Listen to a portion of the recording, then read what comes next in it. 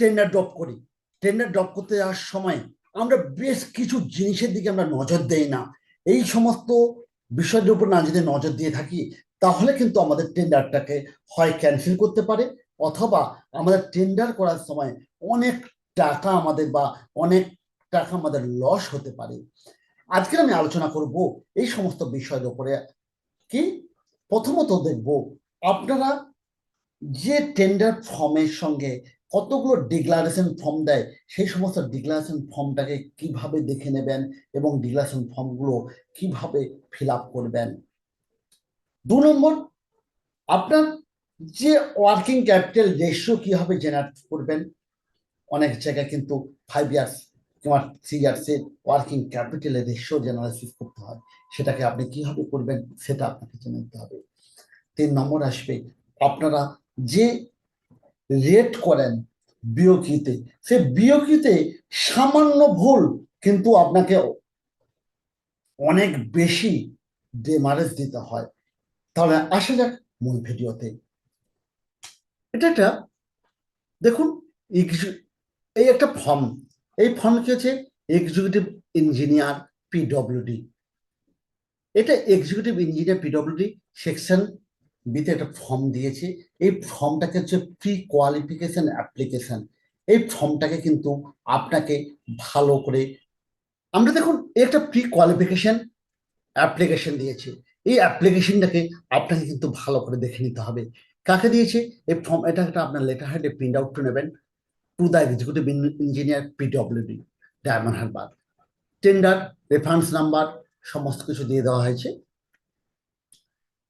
এখানে গিয়ে এখানে বলে দেওয়া হয়েছে কি না, উই আন্ডারস্ট্যান্ড দ্যাট ইউল, বা এই যে যে বোল্ড করা রয়েছে, এইগুলো একটু ভালো করে আপনাকে দেখে নিতে হবে।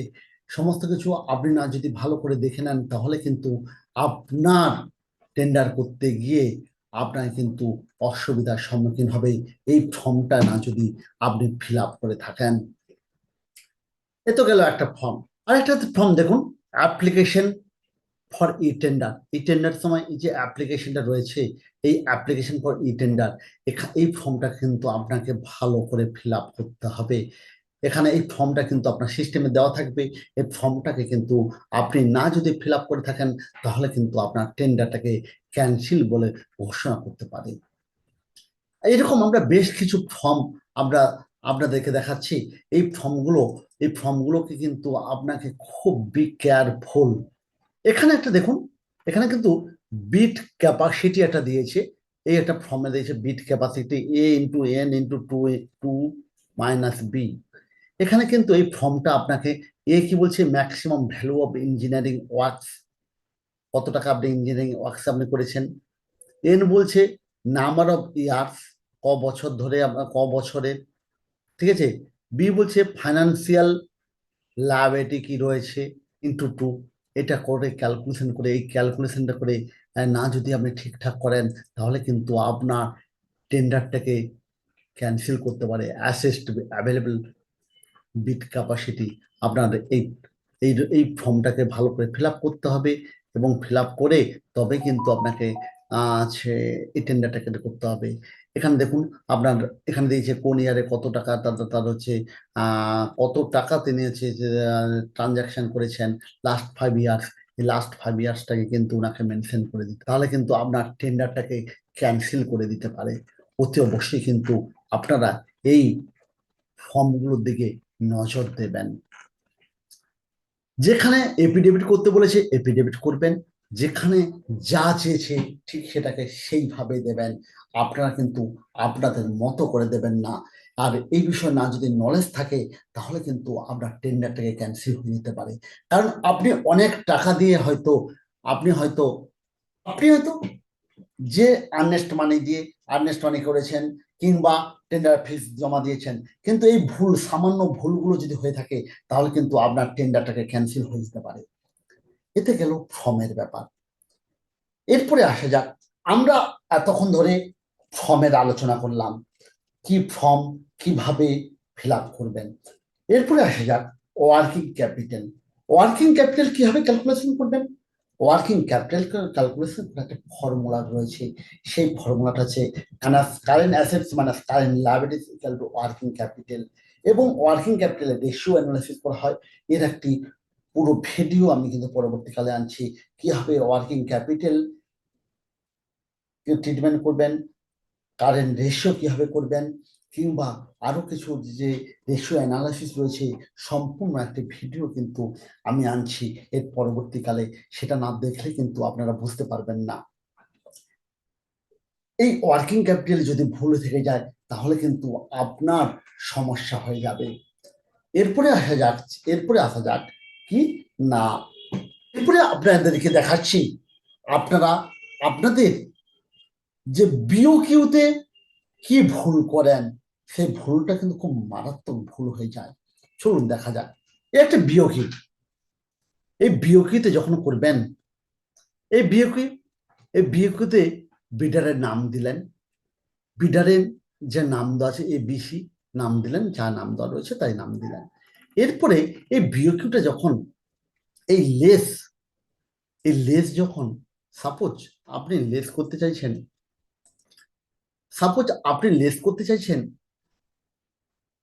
কত না 0.25, 0.25 করলে দেখুন আপনার নিয়ে নিচ্ছে 25% নিয়ে নিচ্ছে।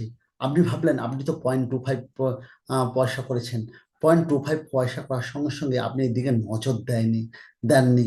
আপনাকে কিন্তু যখন বিওকি করার পরে এই জায়গাটার দিকে বি কেয়ারফুল। আপনার এখানে কত টাকা ছিল, এখানে কত টাকা এসছে, এটা কিন্তু অতি অবশ্যই দেখে নেবেন যারা টেন্ডার করছেন। কিন্তু অ্যাকচুয়াল আমার হওয়ার কথা ছিল 0.25 পয়সা। এখানে করতে গিয়ে বা 25 পয়সা লেস করতে গিয়ে আমাদের কিন্তু এখানে 25 পয়সা না 25% লেস হয়ে গেছে। আমার করার কথা ছিল 0.25, এটা করার কথা ছিল।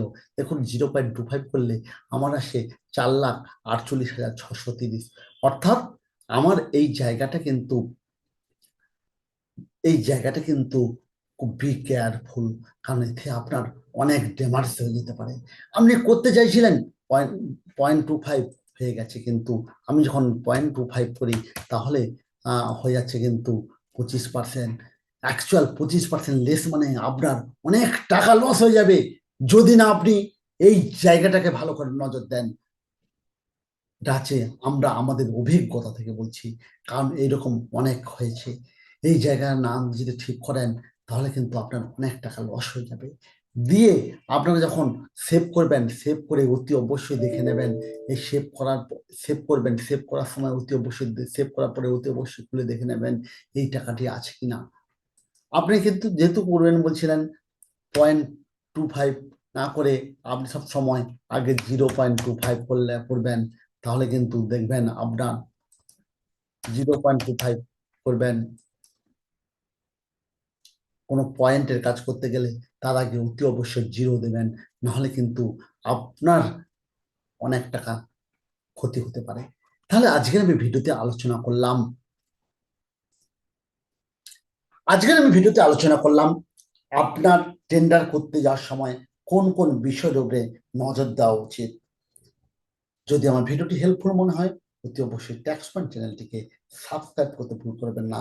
দেখা হচ্ছে পরবর্তীকালে নতুন ভিডিওতে। বাই। নমস্কার।